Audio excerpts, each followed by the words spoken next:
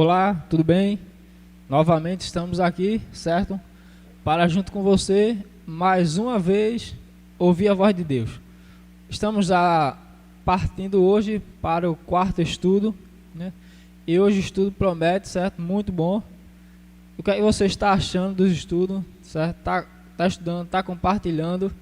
Você precisa divulgar aí para seus amigos, certo? Porque o que é bom, a notícia boa, nós temos que aí passar para os nossos amigos, certo? Hoje nós vamos estudar aqui sobre o plano da salvação. A gente já estudou sobre a Bíblia, sobre a criação, sobre a origem do mal. Hoje vamos saber qual foi o plano que Deus ele fez para salvar toda a humanidade, né? Salvar a mim e salvar você, certo? Nesse momento, onde você está, eu convido você para fechar os olhos e assim pedir a Deus a sua orientação. Oremos. Querido Deus e Pai que está no céu, agradeço ao Senhor pela vida que o Senhor nos concedeu a cada um de nós. Agradeço, Senhor, por essa pessoa que está aí nesse momento, no seu lar ou no seu trabalho ou aonde estiver, que o Senhor possa a proteger, possa a cada dia amá-la e que ela possa a cada dia sentir a presença do Espírito Santo. E que nós possamos ouvir a Tua voz, hoje e sempre. E, ó Deus, nos concede a oportunidade de Te obedecer e seguir a Tua vontade e os Teus princípios. Em nome de Jesus, amém. Então, amigo e querido, independente, certo, de quem você é ou de quem você tenha sido, Deus, Ele lhe ama, certo? Então, não importa o que você foi ou o que você fez, Deus, Ele ama você, certo? Então, por isso que Deus, na sua sabedoria, Ele criou um plano para te salvar. Porque Ele te ama, Ele quer você bem e Ele quer que você more junto com Ele. Então, por isso que Ele veio a esse mundo, morreu, sofreu tudo na cruz por você. Então, por isso que Ele fez isso. Mas vamos lá. Como foi que Deus Ele fez esse plano, né? Na nossa vida a gente faz plano para tudo, né? Faz plano para casamento, faz plano para ter um bom trabalho, mas Deus Ele fez um plano para nos salvar, né? Mas antes da gente saber como foi o plano de Deus, a gente precisa saber por que Deus fez esse plano, né? E lá em Romanos, certo? Capítulo 5, verso 12, diz o porquê Deus fez esse plano, né? Romanos 5, verso 12, ele diz assim, ó, certo? Você abriu sua Bíblia, Romanos 5, 12 diz: portanto, assim como por um só homem entrou o pecado no mundo, e pelo pecado a morte, assim também a morte passou a todos os homens, porque todos pecaram. Então, aí diz, porque Deus agora começou a fazer o plano, né, para nos salvar. Salvar de quê? Do pecado. Porque diz que por um homem entrou o pecado, e o pecado da morte, agora Deus ele precisava fazer algo para tirar o homem do pecado. E vamos ver o que Deus fez. Passe uma folha da sua Bíblia, capítulo 6, verso 23, que diz assim: porque o salário do pecado é a morte, mas o dom gratuito de Deus é a vida eterna em Cristo Jesus nosso Senhor. Olha aí, lá diz que por um homem entrou o pecado, e o pecado passou a todos os homens, e a morte veio a todos, porque todos pecaram. Mas aqui diz assim, que o salário do pecado é a morte, né? O salário do trabalhador é o quê? O seu salário. O trabalhador ele trabalha para receber o seu salário. Mas aqui, o salário do pecado é a morte. A consequência do pecado é a morte. Tudo na vida tem a consequência, né? Mas no final do verso diz que Deus, Ele gratuitamente estabeleceu o plano da salvação. Ele disse, não, o salário do pecado é a morte, mas o dom gratuito de Deus é a vida eterna. Então aí, certo? Deus ele disse, não, eu preciso fazer um plano para dar a vida eterna às pessoas.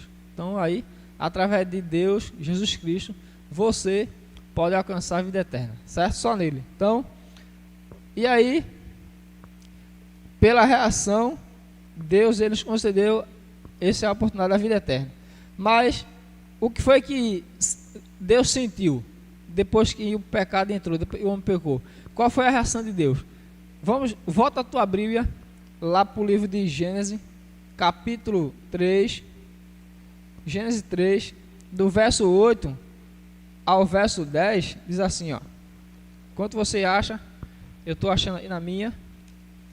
Capítulo 3, do 8 ao 10 de Gênesis 3, diz assim. Do 8 ao 10.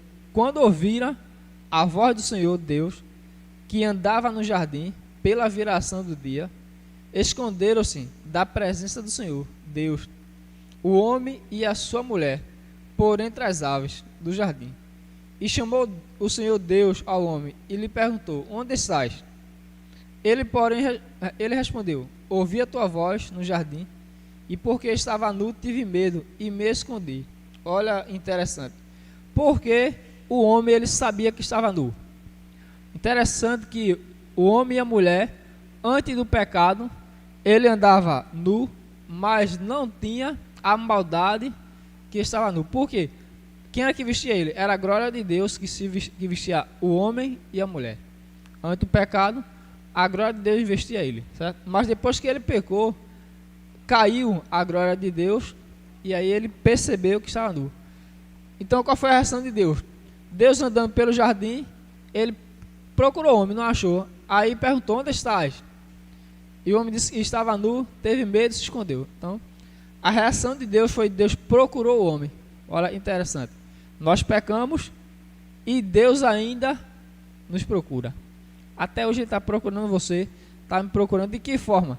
Para nos salvar do pecado, da lamaçal do pecado, certo? Então, Deus aí, a reação de Deus foi procurar o homem. E agora, qual é a nossa condições hoje de pecado? Qual é a nossa natureza?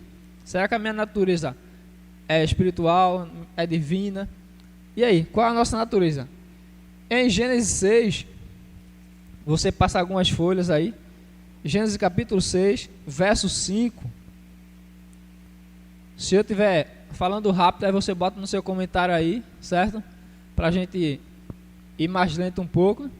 Mas aí, Gênesis capítulo 6, verso 5, diz assim: viu o Senhor que a maldade do homem se havia multiplicado na terra, e que era continuamente mal todos os desígnios do seu coração. Olha aí. Então, hoje, a natureza do homem, após o pecado, era má. O coração dele era de odioso, então, depravada, né? A natureza do homem, depois do pecado, foi a natureza depravada, certo? Por quê? Tudo de mal, ele quis pensar, ele quis fazer, e aí, Deus, por isso que na sua sabedoria, Deus planejou o plano da salvação. E agora, quem é o plano da salvação? Quem foi o plano da salvação? Será que foi eu? Será que foi você? Será que foi sua humanidade? Alguém precisava pagar esse preço. Quem foi? Será que Deus comprou em dinheiro? Comprou com o quê? Vamos ver. A palavra de Deus responde, né? Abra sua Bíblia lá em João. Primeiro, João aqui, depois de Lucas, no Novo Testamento. João 3, verso 16. Aqui é um verso que mostra quem foi que pagou o preço. E quanto foi esse preço, certo? Será que foi caro? Será que foi barato? Vamos ver. João capítulo 3, verso 16 é assim, ó: porque Deus amou o mundo de tal maneira que deu o seu Filho unigênito, para que todo o que nele crê não pereça, mas tenha a vida eterna. Então, qual foi o preço da salvação? Qual foi o preço que Jesus pagou no plano da salvação para você? Foi dar a vida do seu filho. O único filho que ele tinha, ele disse: não, eu posso perder a humanidade. Eu tenho que pegar meu filho e dar a vida dele em resgate do pecador. Então Deus, ele aborrece o pecado, mas ama o pecador. Por ele amar tanto a você e a mim, ele deu o seu único filho para morrer por você. Então só Jesus, só através do Cordeiro, que é Cristo Jesus, ele ia pagar o plano da salvação. certo? Vamos lá. Depois que ele deu a Cristo, o seu único filho, como cordeiro para morrer por mim e por você, é isso aí. Através dele a gente limpa nosso pecado, né? Então, quem é que só pode mudar a natureza do homem? Será que eu posso mudar minha natureza? Será que você pode mudar a sua natureza? Aqui no livro de Samuel, 1 Samuel, nós vimos que a natureza do homem é depravada, né? O homem, ele tem um pensamento errado, tem um pensamento depravado. E quem é que pode mudar esse pensamento? No livro de 1 Samuel, capítulo 10, verso 6, diz assim: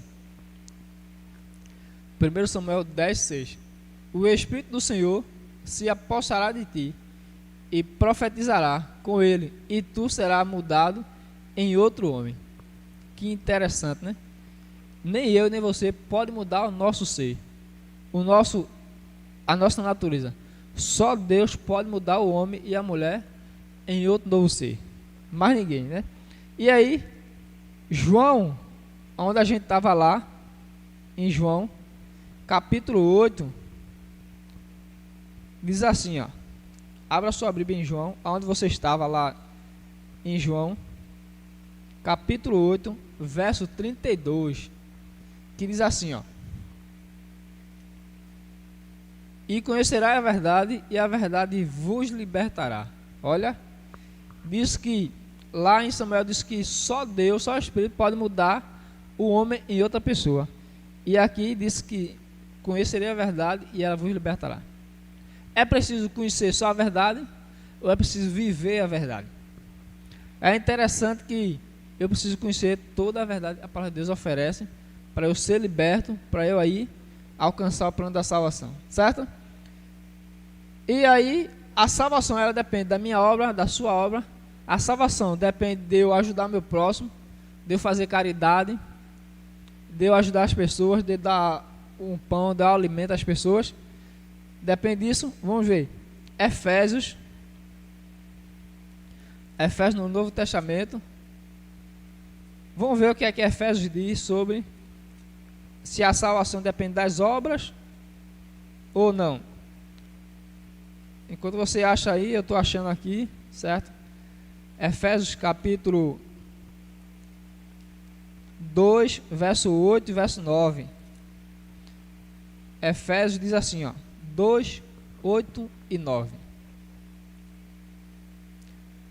Porque pela graça sois salvos, mediante a fé. Isso não vem de vós, é dom de Deus, não de obra, para que ninguém se glorie. Olha, interessante. Como é interessante a palavra de Deus. O plano da salvação, ela não depende das obras. A sua salvação não depende das obras, depende unicamente de Deus. As pessoas às vezes fazem caridade, ajuda pobre, dá pão, dá sopa, muitas vezes para saber, para pensar, e vai ser salvo. Não, só iremos ser salvos pelo dom gratuito de Deus, pelo sacrifício de Cristo na cruz, certo? Ninguém vai ser salvo pelas obras. Vamos ver, e Gálatas, o que é que diz? Gálatas 6 diz assim, ó. Deixa eu achar aqui. Gálatas 6. Onde é Gálatas? Aqui. 6,16. Que diz assim. É isso? Não. 2,6. Gálatas 2,6. Gálatas, capítulo 2, verso 16. 6, né? Não, 16. 2,16. Que diz assim, ó. Cadê? Sabendo, contudo, que o homem não é justificado por obra da lei, e sim mediante a fé em Cristo Jesus. Também temos crido em Cristo Jesus, para que fossemos justificados pela fé em Cristo, e não por obra da lei, pois por obra da lei ninguém será justificado. Então, certo? Só retificando o verso, foi Gálatas capítulo 2, verso 16, certo? Diz que ninguém é justificado por obra, apenas pela lei e pela graça de Deus, certo? Por Cristo Jesus seremos justificados. Então, queridos, aqui mostrou que eu e você só seremos salvos, a nossa salvação, ela depende exclusivamente de Deus.